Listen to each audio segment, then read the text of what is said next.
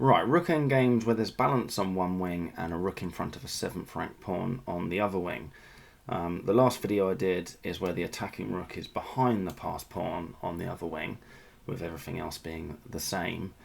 That's actually, sadly for the attacking side, far less common than what we see here, where the defending side's rook is behind the passed pawn and our rook is sort of sadly stuck in front of the passed pawn, and we can't get it out because black will just sort of nick our a pawn.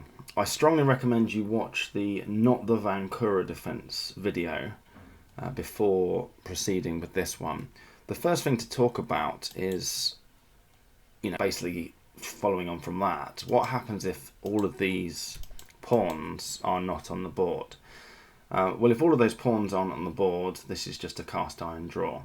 Okay, all the black rook needs to do is wait for white to make contact with the a pawn, just wait around on the a file, and as soon as that happens, the black rook can just sort of check the hell out of the white king.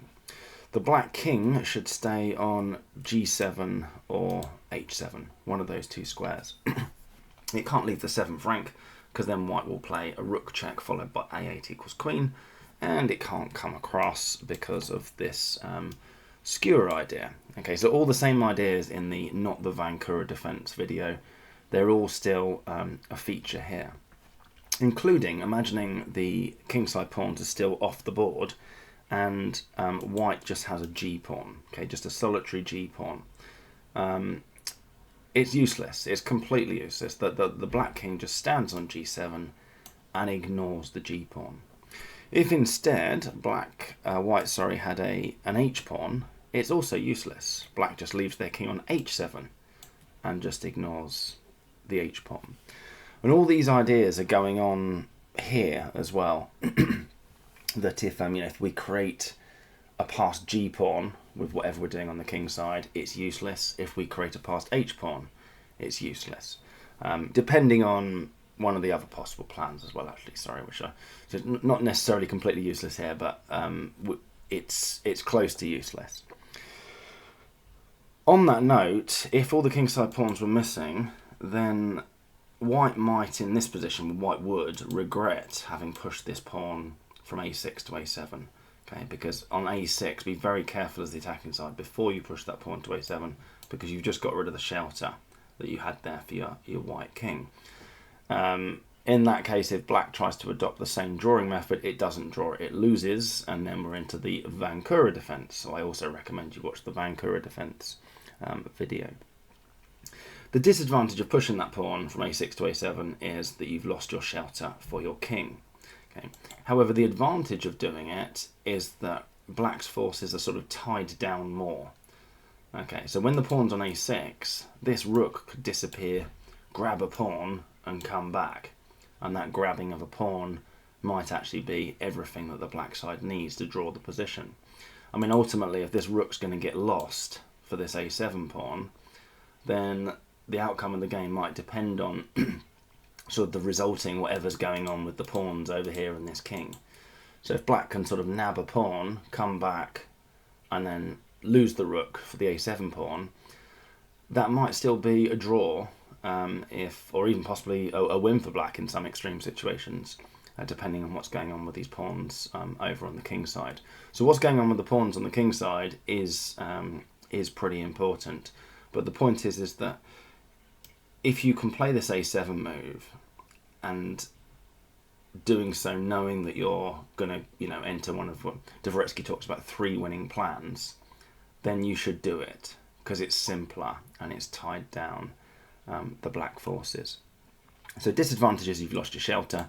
Advantages, it sort of simplifies things, it ties the black forces down more, and it gives you more flexibility to sort of leave your own pawns hanging and things like that. So any black rook move now trying to disappear, we are shifting the rook and queening the pawn.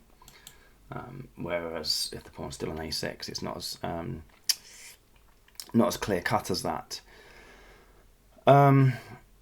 Now, if the pawn's still on a6, by the way, that's an absolute minefield in terms of all the different things to look at. I mean, it's probably one of the most studied positions in all of endgames in chess, where we've got a white pawn in a6, a white rook stuck in front of it, and we've got like a wave formation of the pawns over here. That's just going to be, it's going to take me ages to sort of go through all the material in the Dvoretsky endgame manual on that.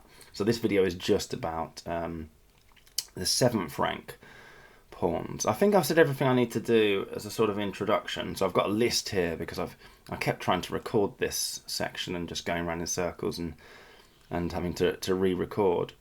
So how does white win this, basically? Because it all comes down to, I mean, if the kingside pawns are missing, then it's just a cast iron draw. So it's got to be the fact that there are kingside pawns here that means that white hopefully has a winning plan. How would white win this position, for example?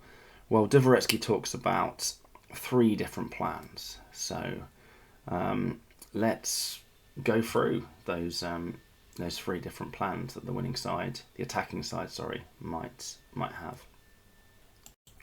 So plan 1. Plan 1 is we're going to sacrifice our A pawn for the swapping of the rooks. Okay, now that's only going to win if the king and pawn ending that results is a winning king and pawn ending. So at any given stage, if you end up in one of these positions, as either side, you've got to be constantly looking at the pawns over here. Is that a winning king and pawn ending? Because I don't think there's much the defending side can do if white sort of stubbornly wants it to prevent, certainly not in this position, to prevent white from sacrificing the A pawn to swap the rooks. So is that a winning king and pawn ending? Well, in this particular position, the answer is only if white has the opposition. So in this game, this is a game from 1951, it's white to play. This position is objectively drawn, but the player with the white pieces actually managed to win it at the time because it's actually quite hard to understand how you draw it. First of all, as black, you need to be aware of white's plan, which is they're going to sacrifice the A pawn for the swapping of the rooks. But then you need to realise that this is a drawn king and pawn ending, providing you have the opposition. So let's just go through the game and see how black sort of failed to appreciate that in one way or another and ended up losing it. And if you're the attacking side, even though this position is objectively drawn, it does seem to me to be the only possible winning plan here, because there's just no way to release the rook. As soon as you defend the a7 pawn, that the rook is just going to check the hell out of the king. So in fact, that's how it starts. King b6, here come the checks. Check, run away to d6. Now in the game, black blunders here with rook a1. And you have to sort of, I think personally, you have to have studied this position before or something similar to it and appreciate the possible winning plans for white to see why that's a blunder. And it's because white can now swap the rooks. Okay, white's got to be careful not to blunder. Like rook e8 would now throw away the win that's just been handed to you, because black's got this intermezzo rook a6 check. So not rook e8, but instead rook c8. If black takes the pawn, rook c7 check, and if rook a6 check, this intermezzo check, that's fine. We just block and we transpose. And when the rooks are swapped, white has the opposition, and white's won. The game finished like this. White just keeps the opposition, comes in, and in this position here, black resigned. So, alright, so what was black meant to do then? Because as soon as the king makes contact with the pawn, you've got to check the hell out of the king. Okay, and then once the king moves, if you don't stick your rook behind that a pawn, white's going to shift the rook and promote it. But it's all to do with the opposition. And what black needs to do here is force white to, or just say to white, if you're going to swap the rooks, it's going to be on my terms, and I'm going to have the opposition. So rook d1 check, king shifts to e6, and then come back behind the a pawn. Because the point is, once again, rook e8, we chuck in this intermezzo check, and there won't be a swapping of the rooks. That's just a draw. And if instead white forces it, so now rook a6 check is a waste of time because of the rook d6 block, But here we can just take the a6. I think rook a6 check is still fine, and then you see the block and it would transpose. Rook takes a7. Swapping of the rooks, great, but now black has the opposition. It all comes down to who has the opposition in the resulting king and pawn ending. Last chance to mess it up. What should black play here? Think, wow, get the opposition. It's like, no, you don't want that opposition. You have a pawn on f6. Try and keep the opposition now. Oops, shouldn't have done that. h7 is the square that corresponds to d7. And now if the white king comes in, we can go there. Or if the white king goes to d6, we can come to h6. I was just trying to see if there was another square we could have gone to, and there isn't. It has to be h6. So that's plan one. And it worked for white in this game. Okay, we sacrificed the a7 pawn in order to swap the rooks, but we need to do so into a winning king and pawn ending. Okay, plan two. So this is a position from 1954. We haven't got the a6 pawn to a7 yet. Remember, this video is meant to be about rooks in front of a 7th rank pawn. And if your pawn's on a6, you should only push it to a7 if you can execute one of the winning plans that we're in the middle of talking about. This is plan two. And here white can execute one of those winning plans. And plan two is not to sacrifice the a-pawn for the swapping of rooks, but to swap the a-pawn for some of black's, in this case the g and the h-pawn, some of black's kingside pawns. That's going to be plan two and lead you to a winning rook and 3 versus rook and 1 position. So this is a position where that can be done. Not straight away though. If you push the a-pawn straight away, then just by the positioning of your king, rook a2 check, king e1, king f3, alright, you can come and win black's f-pawn, but the black king can just come and sit quite happily on g2, and there's no way you're going to be able to defend. You can't take on g6 because rook a1 check, rook a2 check, the f-pawn's going, the g-pawn's going straight after that. You can see it's a draw. So in the original position, we should be playing f3 check. That can't be taken because rook e8 check would win the black rook and the game. So black has to move the king somewhere. And it makes sense to put the king somewhere where it's sheltered from checks. Okay, once this pawn gets to a7, which it now does, if that black king had been on e5, black's got to move their king to f5 again anyway, because we'd just come and check. So this f-pawn is preventing the black king from being checked. Plan two is going to involve swapping this for these pawns over here, sure, but at any given time, black's got to be aware that their king, because it's not on the 7th rank, it can't be exposed to a check. Black doesn't really have a defense, unfortunately, against white's plan, which is we're going to get our king to g7, bring the rook off the defense of the a-pawn, and then come down and check the black king off the defense of g6 and gobble up these two pawns. There's nothing that black can do about that, unfortunately for them. In this 1954 game, rook a2 check was played, and we could try some different moves. What's also very interesting is the number of different top-level games that we keep transposing into. So this exact position was also reached in the 2007 game, for example. What if black tried rook a6? So when you march the king in, we've just transposed into a 1986 game here as well, by the way, where rook a3 check was now played. But what if black tried this and comes back and does a lateral attacking of the a7 pawn? White just carries on. King c5, rook e7, king d6. At this stage, this is quite interesting.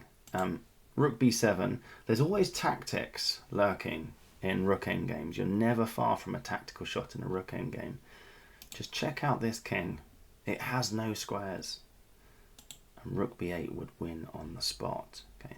That tactical shot was missed by two different players, including whoever had the white pieces in this 1954 game. This was just a variation, but they missed that tactical shot that could have been carried out there. So given that tactical shot, black should probably instead play rook e6 check, rook back to a6, and the white king's getting where it wants to get to, which is over here. Again, we've just transposed into a 1986 game and a 2006 game. These positions are just so common. And that's exact positions. So, God knows how many similar positions have also gone on at the top level. So Rook A2 check. And yeah, black's sort of a bit powerless against this this plan. They just can do nothing really. Rook A1. Now in the game, King D4 was played, but something that white should consider, and both sides should be on the lookout for at any given time, is, and we're on plan 2 here, which is to swap the A pawn for these two kingside pawns over here. But plan 3 is basically going to be win the black rook for our A pawn. Okay. Now remember, if all the kingside pawns are off the board, then it's just a cast iron draw. In that circumstance, if white had an extra G pawn, it would be useless. Black would just put their king on G7 and ignore it. If they had instead an extra H pawn, it's useless. Black just puts their king on H7 and ignores it. However, if we've got a passed F pawn, it wins the game, because black can't ignore it. If they bring their king to F7, then we have the skewer idea. Okay. So one of the main things that white can try and do at any given stage is create a passed F pawn, or similar to that, can you bust the black king out into the open? So this should be looked at, all the time in these sorts of positions. Something like G4 check. Can we chuck pawns forward where we're either going to create a second passed pawn, which black can't deal with, or if they try and deal with it, then they're kings in the open, and we can play a rook check followed by A8 equals queen. Takes. By the way, I thought we transposed into another game there. No. King takes G4, H5, and you think, oh, that's really clever. If king takes, rook H8 check followed by queening. If pawn takes, rook G8 check followed by queening. But black can actually just ignore that H pawn and play rook D1 check, and then rook back to D7. With a lateral attack on the A7 pawn, tying down the white rook. And whether it's H6 or H takes G6, the black king can now chase back the G pawn. All black needs to do now is bring their rook behind the pawn and then take it. I mean, sure, the white king can kind of come and make contact with the A7 pawn, but even in the case that black would sort of be powerless to set up checks against that, although I don't think they would, then this king and pawn are going to be easily enough to draw with the white king stuck over here somewhere. So yeah, always on the lookout for that, but it doesn't work here, and whether white calculated that or not, they either correctly concluded it doesn't work here, or they never even thought about it and just carried on with their winning plan. King D4. Rook A5. Black sort of just trying in vain to stop the white king getting to G7. At this stage, something else worth thinking about is what if black just sort of says, well, I mean, in the game, rook A1 was played, but what if black just sort of says, well, I've had enough, I can see what you're doing, I'm just going to come and grab a pawn and see if I can end up in a drawn version of rook versus pawn. So that rook takes F3 is basically an admission that the black rook is going to get lost for the A7 pawn. There it is. King into G4. Are the white forces sort of, can the white king get back in time for a winning version of rook versus pawn? It certainly can. There's your crossroads position. White to play as a win, black to play as a draw, and it is white to play. It is a win for white. So, that was closer than you might originally have thought. Certainly it was closer than I originally thought. When I looked at that, I thought, no, that's no good, is it? White's easily going to win that. And they do win it, but only by one tempo on the crucial crossroads position. So not rook takes F3, rook A1 played, and incredibly, we've transposed into there's 5 games in the Masters database that I'm looking at, not including the 1954 game we're in the middle of, that have reached this exact position. So it's obviously worth understanding. If you're going to play 300-400 chess games, you're going to get something along these lines at some point, and it's really, really worth understanding it. Never mind all the transferable skills, you're going to get this position or something incredibly similar to it at some point. Rook a3 played. Now tactics, again, I think we've already talked about the tactics, haven't we, in one of the variations. This is two different games have reached this position. This 1954 game, and also we just transposed into a 1992 game. Both top level players, rated way higher than I'll ever hope to be. They both missed that the black king has no squares here, and that rook c8 pretty much wins on the spot. What does black do? Queening's threatened, rook c5 checkmate's threatened. They might chuck in this intermezzo check. Rook c6 is gone. It's a win. They both missed that, and they just carried on with the winning plan of king e7. Although the 1992 version of this game I noticed was a draw. I've not delved any deeper into that, but it looks like the black player with the black pieces managed to hold it somehow. So king e7, rook a6. Oh yeah, this is where we sort of have it's a bit of finessing going on with the move order. Rook a1 was played in the game that ended up as a draw. Maybe that's a similar sort of thing.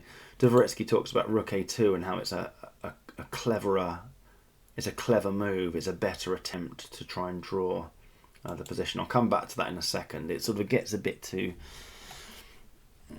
It just gets a bit too much, I think, the analysis. But I'll go over it. So in this game, rook a6 was played. King f7. Rook just stays on the a file. King g7. Rook a1, king to h6, rook back to a6, and now white goes for it. Okay, rook b8, rook takes a7, there's your check, king moves, and we're winning 2 pawns there, look, for the a7 pawn. And black actually resigned in the 1954 game there. Engine's got plus 99 in that position, whatever that means, plus 99. 11 queens up. Brilliant. Let's go back to this bit here where I mean, see if you can follow this. I think it all comes down to a triangulation basically. So rook a2 is a clever move because when white just sort of carries on with king f7, rook a6, king g7, black can play g5, takes, king back to f7, king back to f5.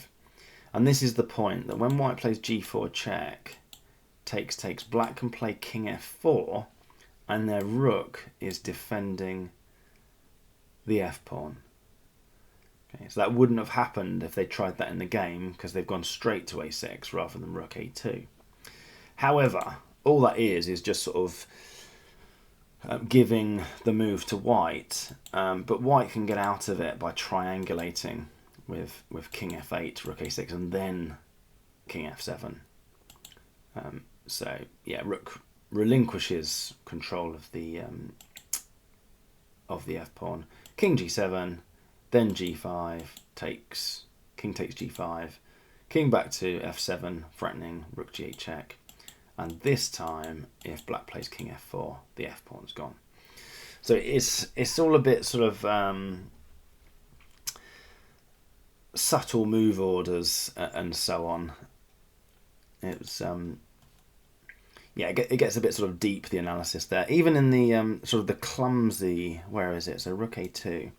Even in this clumsy line that apparently isn't very good, g4 check doesn't win because of what we just seen. The black rook defends f6 and black would get a draw. But white's still winning this, and they can do the triangulation thing now. So hopefully you'd realise that when you got to this position. Although, hopefully you'd realise back in, where was it? In this position, rather than king e7, I like to think I'd realise the black king had no squares and play rook c8, which wins on the spot. Anyway, that was plan 2, is that we swap the a pawn. Let's go through. Yeah, this position basically. We swap the a pawn for some of black's kingside pawns. And plan 3, this is the main plan. So plan 1 is to sacrifice the a-pawn for the swapping of rooks. Plan 2 is to swap the a-pawn for some of black's kingside pawns. Plan 3 is we're going to win the black rook for the a-pawn. Remember that if we had none of the kingside pawns there, a passed g-pawn is useless, a passed h-pawn is useless, a passed f-pawn is going to win us the game. So all we're going to do here as white is get at that f5 pawn, because this f-pawn is going to win us the game. That's it. That's plan 3, and that's going to be the main plan. We should only push the a-pawn if we think we can realise one of those 3 plans. And we think we can. In fact, we can. So we push the a-pawn.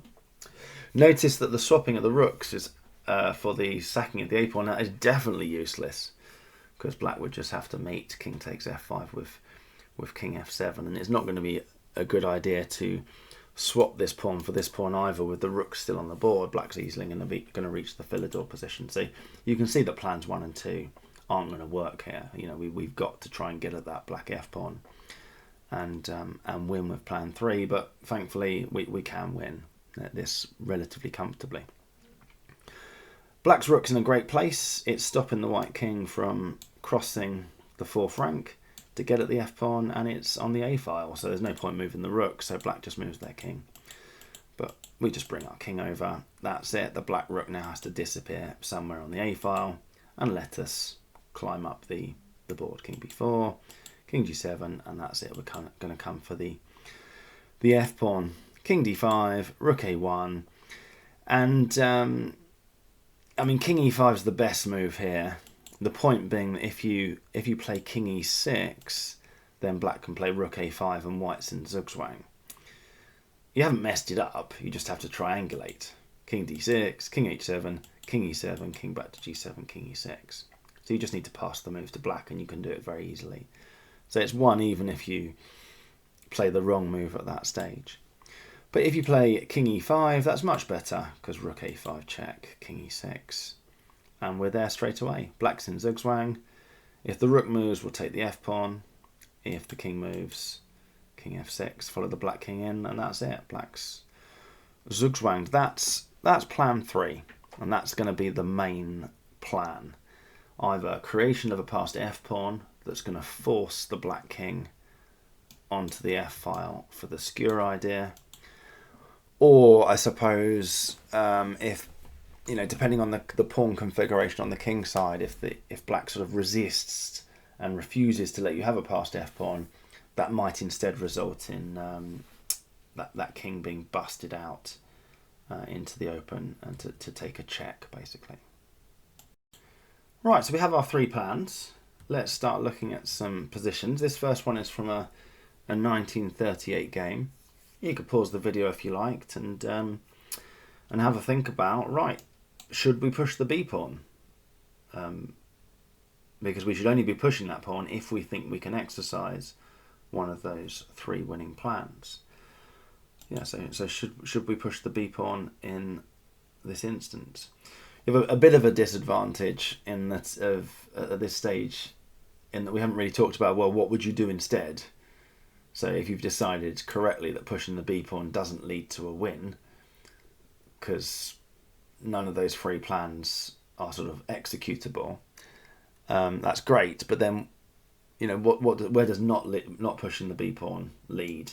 That's a whole different video or videos. It's, you know, that's one of the most studied positions in all of chess endgame theory, as far as I can tell. There's pages and pages on it in the Dvoretsky endgame manual. It even goes into sort of the history of how it's, you know, the various conclusions that have been reached over the years. And yeah, I'm going to get very lost in that. And in this particular position, not pushing the b-pawn doesn't really help either. I don't want to get too sidetracked by that. I'll go into it a little bit, but yeah, I don't want to get too sidetracked by what happens if we don't push the b-pawn. But pushing the b-pawn, the problem is that white can't create a passed f-pawn, which is, remember, one of the main winning plans. going on here. So king g7, king to d4, rook b5, king c4, rook back to b2, king d5, check, king e5, and we just keep checking. And the thing is that, yeah, the f-pawn's vulnerable, but it's going to fall with check. Like when white takes the vulnerable f-pawn, black takes white's f-pawn, and then can just come back behind the b-pawn. There's no way for white to create anything useful on the king side. Remember that a passed g-pawn is going to be completely useless. So this is just a draw. There was nowhere for the white king to hide from all the checks. If they come and attack the rook, we just go back to behind the b-pawn. There's no way for white to make any progress in this position.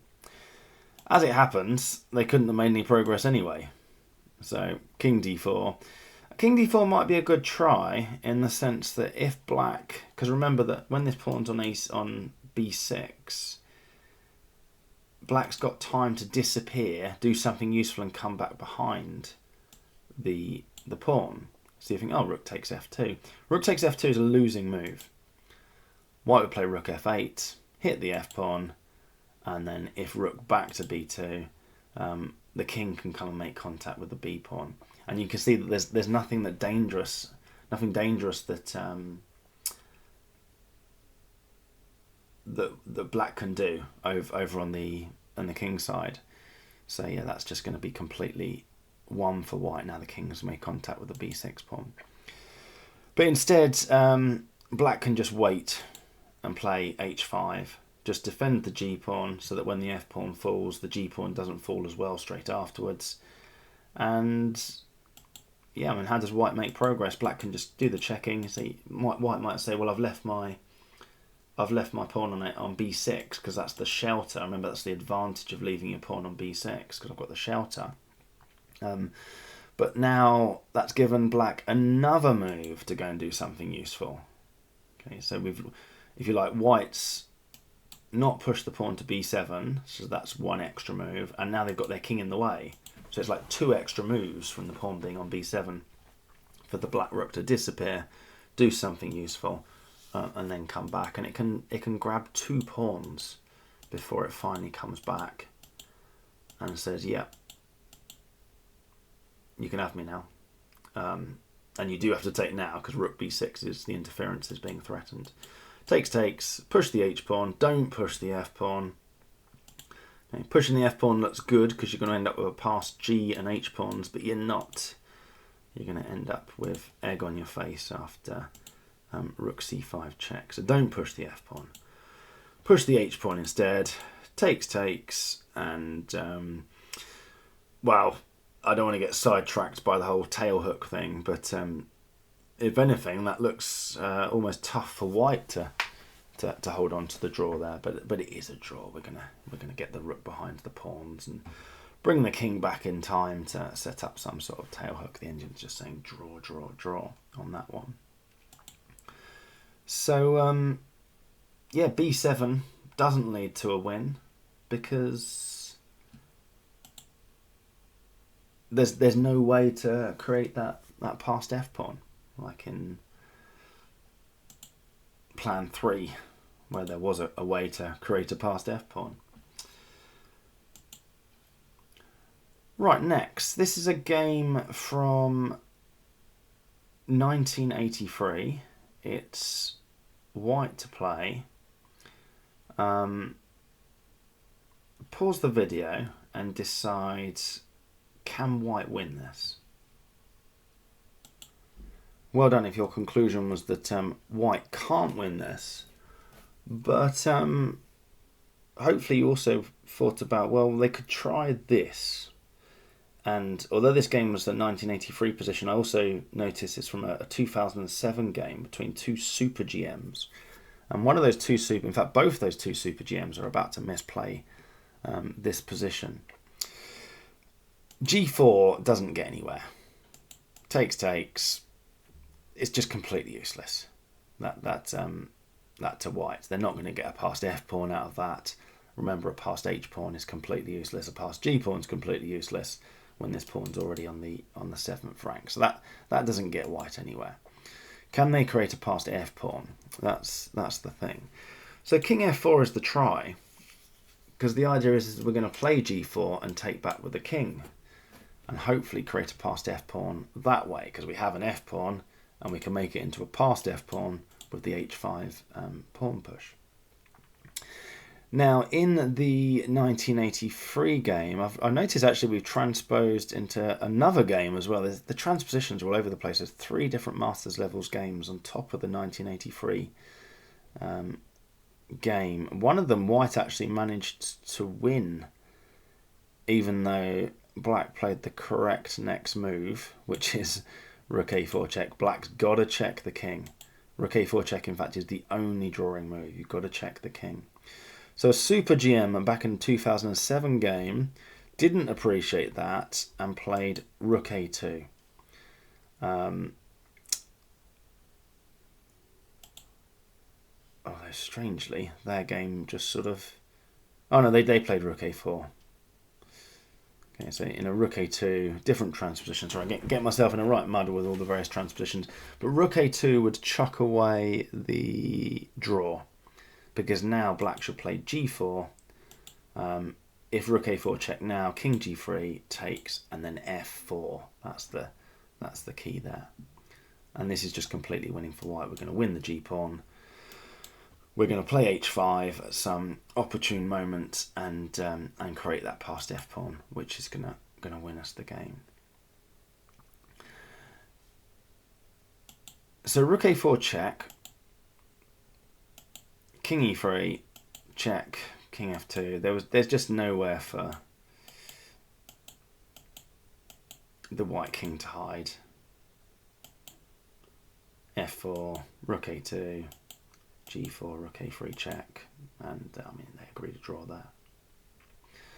There was no way for white to create a passed f pawn in that position. Right, next, this one is a study from 2003. It's got an added twist to it, and a prerequisite video for this one, for that added twist, is the stalemate refuge video from just king and pawn endings. Okay, so the black king on h5, if the g6 square is protected by white, that's then a stalemate refuge, and the black rook would become desperado. That's the added twist to this situation. The first question is, should white push the a pawn? Have they got enough after having pushed the a pawn to get at the black f pawn?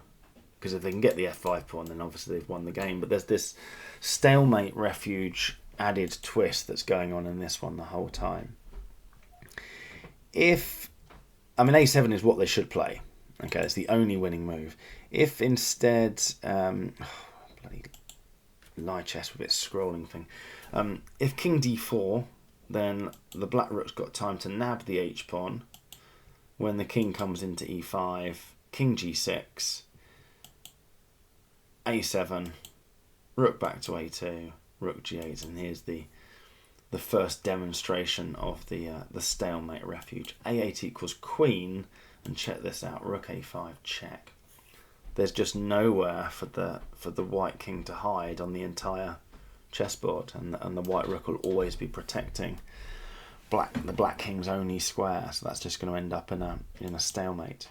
If instead of pushing the a pawn, white instead tried rook g8 check, king h5, rook back to f8, so that the g6 square is now free, check, king takes f5, rook e8. The king's now protecting g6. If white avoids that, rook f6, rook f8. White's either going to have to lose their rook, because I mean black's just going to take that next go, or accept that black's getting stalemated. So really clever stalemate trick that's here the whole time in this particular position. So yeah, a7, rook a4, black rook sort of just stubbornly trying to stop the white king getting in, but it's not going to last for long. King d3, king h7, king c3, king to g7. It's also worth looking at if king g6 straight away, trying to head into that stalemate refuge. White has only one winning move here. Pause the video and see if you can work out what it is. So the stalemate thing is going to be a problem again, and you've got to give black options, basically, legal moves. h3, how about that? Absolutely brilliant. If if black ignores that and just plays king h5 anyway, we can just take king takes g4, rook g8, king h5, and then g4 check, not a8 equals queen straight away, because I think we'd end up in a similar problem. Probably rook a3 check, I'm guessing. So rook a3 check. Rook c4 check's better, but rook a3 check is okay. Yeah, but there you go. There's black's outs, and now we're gonna queen on the next go. So not king h5. Black can't ignore it, and if it's taken, if black says all right, never mind the stalemate, I've got a pass pawn on h3. Check, queen, takes, king into g4, king d4, h2, rook down to a1, king takes g3, king e5. Notice that king is there just in time. Okay, so white wins that by a single tempo. That's pretty important for understanding why some of the other moves in some different lines don't work. So h3, the white king started on c3 there, and that made h3 work because he could get to e5 in time. It started on the c file. It wouldn't have worked if the white king was on the b file. Anyway, that was king g6, where black sort of just goes for the stalemate trick. What if black just sort of politely plays along with king g7, the usual place in the sort of not the Vancouver defense setup? White comes and hits the rook, rook a6, king c4, not king b4. Okay, it was okay to go to the b file there because we're hitting the rook, but remember that we need to get the white king close enough to e5. This position's sort of subtle. It's deep how far it goes. If we play king b4, then black can go for it again, go for the stalemate trick. You're like, well, you're not doing the stalemate trick because I'm going to bust you out of your stalemate with h3. This time black's like, nah, your king's too far away. Check there, h2, king into g4, takes, desperately trying to get to e5. White has to struggle to draw that, to be honest. You have to be damn careful. I mean, it is a draw, but yeah, so not king b4 in that line, because then black goes for the stalemate and you can't break their stalemate with h3 because you end up almost losing the game. So the king has to go to c4, rook to a5, stopping you get to the 5th rank. Now you can go to b4 because it can't be ignored that you're hitting the rook, and then back to the c file up to c5. So black can't do anything to stop white eventually making progress and hitting the f pawn. Rook a5 check, king e6. What does black do here? I mean, their rooks has to be on the a file. It has to defend the pawn. So we're looking for a king move. Couple of choices really. King h7, and then we just go king f6, and that hasn't really changed anything. You don't actually have to play king f6. You can go back to plan 1 here. In this position, you'll be able to go back to plan 1 with this stupid software lets me scroll. Rook d8 takes, king takes f5, and yeah, that's just completely gone. You can't in fact swap the rook straight away here. Rook d7 check, takes, king g6. Oh yes, because of the stalemate trick again. How cool is that? But yeah, we can take on f5 instead, and if black goes for the stalemate idea, king g6, then we have to bust them out of it again with h3. Okay. If instead rook g8 check, then it's still a win here actually, but yeah, white would have to play rook a8. Rook a8 is the only winning move. You have to basically just change your mind on this idea from a second game. So not rook g8 check, h3, bust black out of their stalemate plans. There you go, there's the check, there's your queen, and it's gone. And we're going to be exchanging the g pawn for the f pawn. The white rook's going to deal with the black h pawn very happily.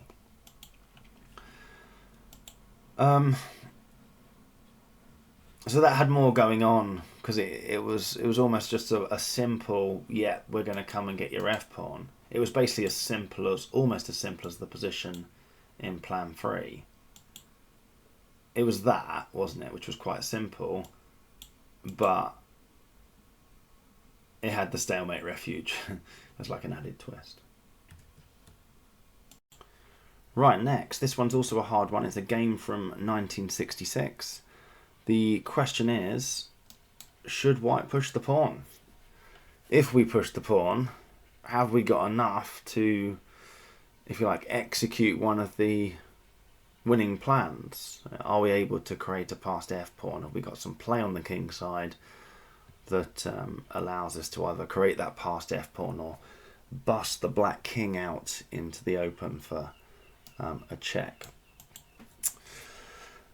And there might be other ways to win this. It might be that keeping this as shelter for later on is useful, but there is enough in this position, and a7 was correctly played at the time. The black side just got nothing here other than rook moves on the a file. I mean, they literally have no legal king moves. They don't want to push their e pawn unless it's a pinned, unless white's f pawn's pinned to that, so they can't take it. We'll see in a minute what happens if black pushes their h pawn. It leaves them very vulnerable to a g pawn push, whereas a g pawn push at the moment, black's got 2 on it. It turns out that's still going to be a loss for black, but not as obvious as the loss of letting that g pawn come forward sort of unopposed by this h pawn. Anyway, rook a2 played in the game. I mean, it doesn't really matter what black tries. If they go rook a3, that's threatening the e4 pawn push. King g4, rook a4. The black rook's got to relinquish control of the 4th rank because they've got nothing but rook moves. King h4. White doesn't mind about leaving pawns hanging because they can't be taken. Well, as soon as the black rook comes off the a file, the white rook's being shifted, the pawn's being queened. You can see there's not really, it doesn't really matter what black tries. There's no way after a7, it's just completely tied the black rook down to the a file. There's no way to stop white making progress with what they want to try and do. H pawn gets pushed. Rook a3. There you go. Threatening e4. Okay, so we've got to come off the 3rd rank. King h2. Pin the g pawn. King back to h3. Rook a3. Okay. Then g3. How about that for a clever move? Black is in zugzwang. The f pawn can't be taken. Doesn't fall with check. There's no e4. There's no pin. So the black rook's got to leave the 3rd rank. It's a zugzwang. Then g4. Brilliant. Rook a3, come off the 3rd rank, king to g3. Rook a2 check, king g3. Rook back to a4, g pawn gets pushed. By the way, sorry, I should have covered earlier on. If black plays h5 here, for example, after h4, there's your king h3 getting shifted. There's just nothing to stop this g pawn. Okay. It just goes up the board. It's a winning plan. Black's got nothing against it. So all these moves there, that was the first zugzwang. There's going to be so many zugzwangs in this. Rook a2 check, king g3, rook to a4. G-pawn gets pushed. That's why black wanted their pawn still on h6. F takes g5, king h3, check. Rook back to a4, king g3, another zugzwang. Black's got to relinquish control of the fourth rank. Alright, their king's got moves now, or a move, but it's king h6 and then rook h8 check, followed by a8 equals queen. If the g-pawn gets pushed, we can have that with the pawn. It would have to be with the pawn here. I mean, there's nothing wrong with taking it with the king, other than if the rook wasn't guarding it, because we're going to be winning the pawn for the king in a minute. If this gets pushed, f6 is going to win, and if this gets pushed, we just have it. And that's then a passed e-pawn, which can't be taken, because the black rook's got to stay on the a-file. So black's just got nothing but rook moves. Rook a1, king g4. You're not having my g-pawn. It's like, well, I'm not quite sure how you're going to hold on to it, because you need to go back to the a-file. Okay, back to the a-file. Takes rook a6, king g4. Rook back to a3. You're not coming to the third rank. Alright. Got to move your rook though. Another zugzwang. Rook a4 check. King h3. Alright, you're not coming to the second rank. Alright. What are you going to do? It's just one zugzwang after another. It's really quite elegant how it works. I mean, from the black side's point of view, it must be very frustrating that white's always got one more move than you, if you like. Just always a way to pass the move to you, so you can't keep your rook on the desired square. Zugzwang after zugzwang, which sounds like the title of a really crap chess song. Rook a1, king b4, rook a2, king c5. Black's just got nothing. There you go. You're not having my e-pawn. Alright, what are you doing next? Alright, you are having my e-pawn. It's just,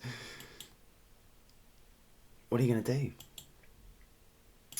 Rook a5 check, king e6, rook down to a1. If in this position black had tried rook a6 check, king e7, rook back to a4.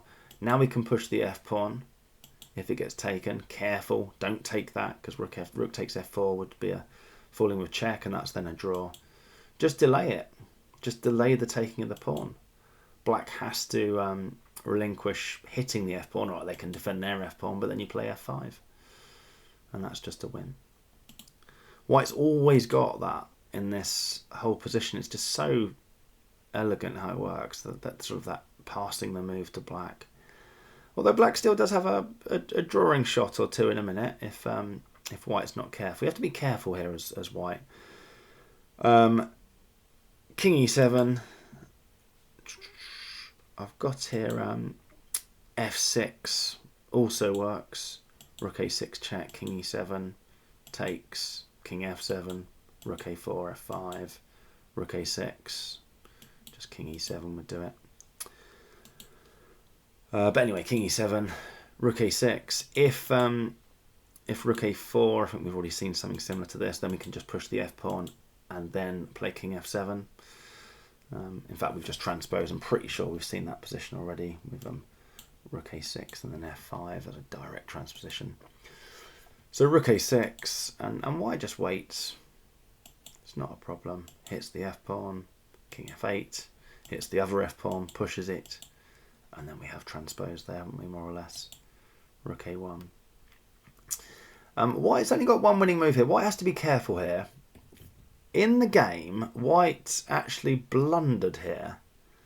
So White's played this brilliantly up until now, and now should just carry on with king f7. Rook a6, king e7, king g7. You have to lose a move here. Rook back to a1. Yes, and now you can switch to the other plan. So this is how it should have been won. Okay, now you can swap the rooks, and it's a winning king and pawn ending. King h5, king e7, and it's the classic mind squares.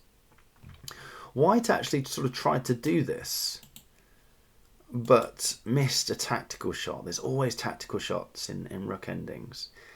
And played rook e8 here. Black played rook takes a7, and then white got a nasty shock here. Check this out. Bosh. You'd have to be so upset, wouldn't you? All that zugzwanging and see the plan one, sacking the a pawn for the swapping of rooks, was the winning plan at that late stage, but you had to be careful of this stalemate trap. And although I think black's about to chuck the game away again. Yeah, they are. So king takes f6. Black now gives the win back to white with king g8, king g6, and black had to resign. But in this position, black should play rook a6 check. If the rook blocks, then we just come down behind, rook g1 check, and we've got a long-sided defense. I mean, all right, it's hard to draw, but it is a draw. And in fact, in this position, we've got to play rook g7 check. How about that for getting into the long-sided defense? That can't be taken, and we're gonna shift the rook over here for that. Incredibly hard to draw, but drawn long-sided defense. And if instead of blocking, if white plays king f7, then we're straight away into the long-sided defense position. But as it was, black gifted the win back to white here. So it was all right in the end. The stalemate trick didn't work, and white actually won this 1966 game. Okay, this next position's from a 2002 game. It's white to play. Pause the video and decide how you're going to win this as white. What's your winning plan?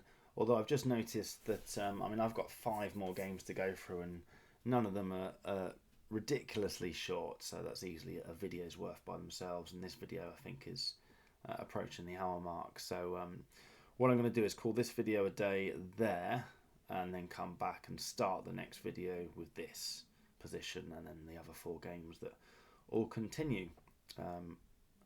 This rook endgames with balance on one wing and a rook in front of a 7th rank pawn on the other wing.